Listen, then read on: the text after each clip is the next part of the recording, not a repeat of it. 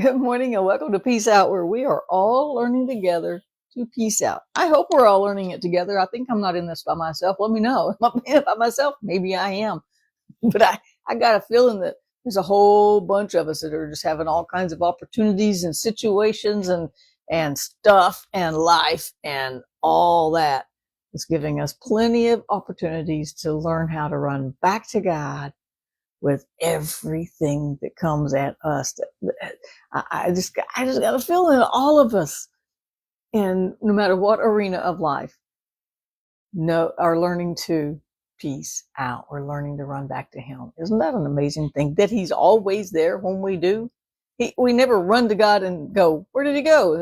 He took the afternoon off. He decided nobody was here. He was going to go fishing, right? Or he took a nap, right? God doesn't take naps. We can talk about that. So grab your copy of Command Your Morning. It is ready on Amazon, and I'm looking at trying to get it on some other venues. I don't know. Yes, that I just can't add something else right now. I'm on overload. I ain't gonna lie. So, but grab your copy of Command Your Morning, and I haven't ordered one yet, but I've made a companion journal to go with it too. That just you can, as you're reading and studying and thinking, you can just write. Actually, there's probably plenty of room to write in this book after the questions, right? Because there's a devotional and then the questions. These aren't necessarily exactly questions. This has 3 points: meditate, declare, and act. So it gives you stuff to do that is related to the devotion that we had for the day. So grab your copy of Command Your Morning this week and get started on that, right? So as I said, so many things going on, and I was actually, that's why I'm a little bit late. I was just praying about different things, and I was just asking God, man, what do I do about this? And is this the right choice? Is this the right direction? Is that the right direction? Am I making a mistake here? I feel okay about it. I'm just not excited about this new little project I'm taking on. I'm just not excited about it, but I feel okay about it, right? So I was just laying it all out there and praying and thinking, and I was like, and I was laying out some things out there, some areas that are just like, man, this is just a mess right now. This feels like it's a mess right now. I don't know what to do. And I thought of this scripture in Psalms 121, familiar scripture. Actually, I wrote a song about this when Chris was, right after Chris's wreck. You've probably seen it float around Facebook. It's on my videos somewhere. But anyway, if your ears are up for it, you could go grab it, right? But it's in Psalm 121. It says, I look up to the mountains. Does my help come from there? I'm looking to the mountains. I'm like, am I going to have somebody ride down out of the mountains? We don't have any mountains here, so that would be really hard to do, right? But David was he's in Jerusalem, which is surrounded by mountains, which is, actually there's another scripture, I think it's in 127, that says, as the mountains surround Jerusalem, so does God surround His people. He takes care of us. He's all around us. So we don't look to the mountains to help, but we look to the creator of those mountains to help. And this says, my help comes from the Lord who made heavens and the earth. God made the capital C creator that made the mountains, that made the trees, that made this ecosystem that we thrive in. And it continues to this day, no matter whether your theology is that it was tens of thousands of millions of years ago when in the beginning, or it was just 10,000 years ago, or 4,000 years ago, or 6,000 years ago. It doesn't matter what your philosophy is.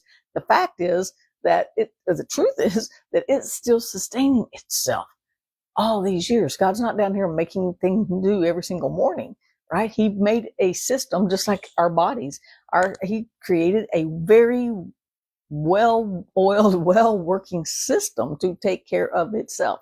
That just blows my mind when you think about the scientific side of some of that. It's crazy. That creator, that capable, fully capable God is where I get my help. And on in this psalm, it says this. It says, He won't let you stumble or fall. The one who watches over you will not sleep. Indeed, He who watches over all of Israel never tires and never sleeps. Well, when I read that, I was like, wait a minute. I know another scripture that's really similar to that, and it's not even written by the same dude.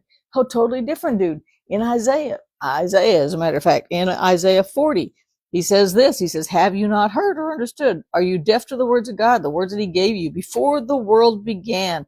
He says, who can you compare Him? Look to the heavens. Well, David said, look to the mountains, but my help isn't there. Now, Isaiah is saying, look to the heavens. And he says, Look up to the heavens. Who created all the stars? He brings them out one after another, calling each one by name, and he counts them to see that none are lost or have strayed away. How can you say God does not see your troubles?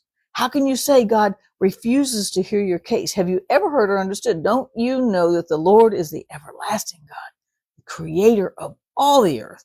He never grows faint or weary. He gives power to those who are tired and worn out. And I went, tired and worn out.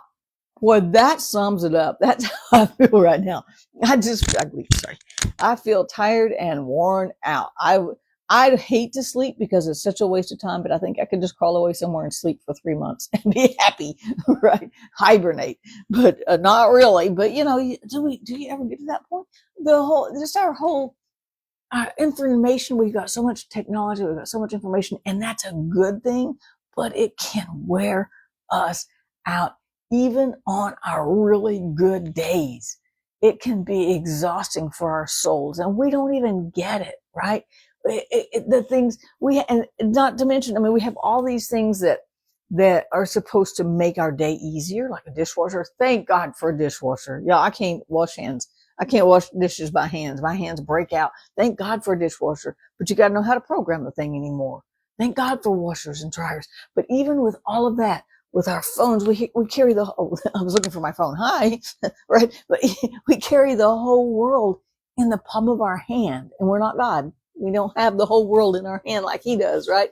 He has the whole world in his hand, right? We could sing that little song for kids, right? But he has us in his hand. We carry the whole world in our hand. We know what's going on all the way around the world. And it's not like there's just one or two things either. It's like there's stuff going on all the time. Technology itself is growing at such a rate we can't keep up with it. The AI world is which isn't going to take over anything because it can't do anything. It has no common sense, and it can't reason. It can only pull from information it has and piece it together. And sometimes it gets it wrong still. It can't reason and go, that doesn't make sense, because it ain't got no sense. AI is not going to take over the world, but AI technology is growing at such a rapid rate. Our brains can't even keep up with it to a degree, right? I got up this morning, that updated my phone, and now it sorted my mail for me. I can't find anything. I'm like, just leave it like it was. I'm old. I don't want you to change it. Right now I got to figure out my little mail system. I can't just go look at my mail. I've got 20 tabs that goes, look, we organized it for you. I was like, I didn't want you to organize it for me, right? But all these things, that's a little thing. But there's so much going on, and there's so much changing in every day. There's so many different things that are changing at such a rate. Our brains are strained trying to keep up with it.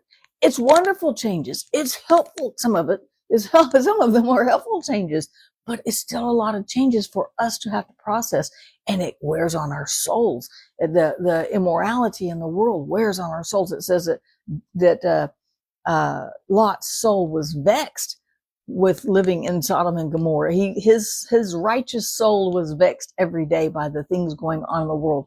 Don't you think we feel that too? And that's why it's so good to know that the creator of the mountains that we would run to hide if an enemy came, that the creator of the heavens and the earth, that God, that creator is watching over us, and he doesn't get tired.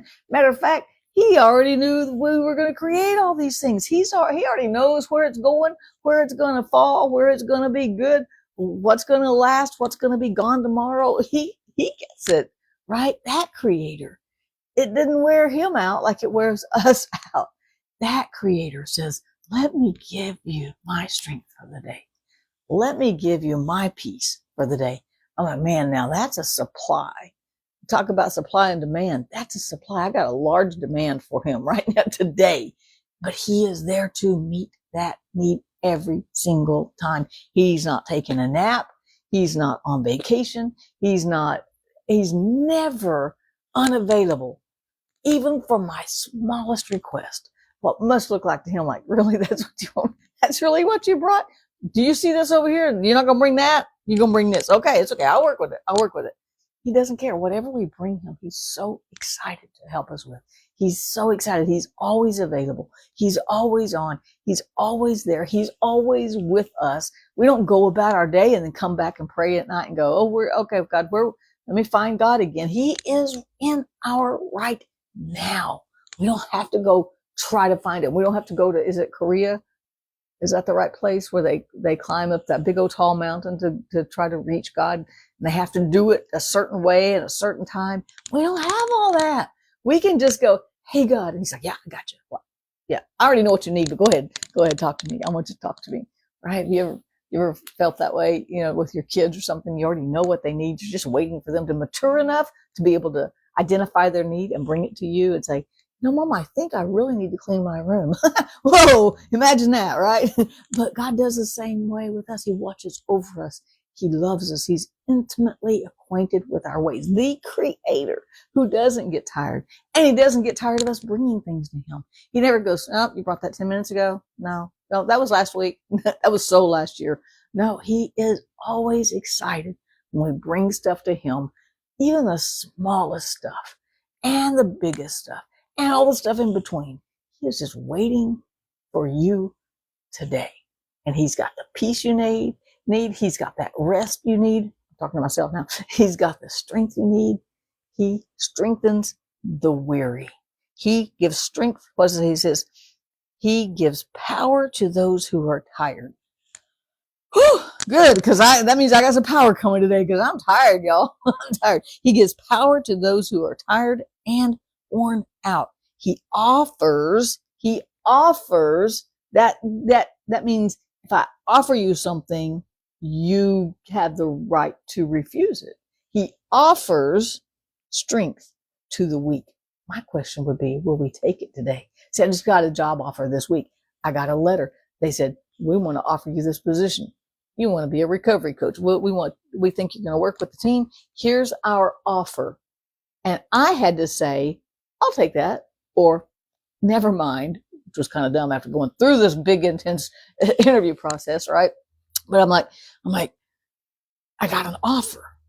Now, it was on the table. It sat there, and I don't get the job if I don't write them back and go, yes, I will accept this offer.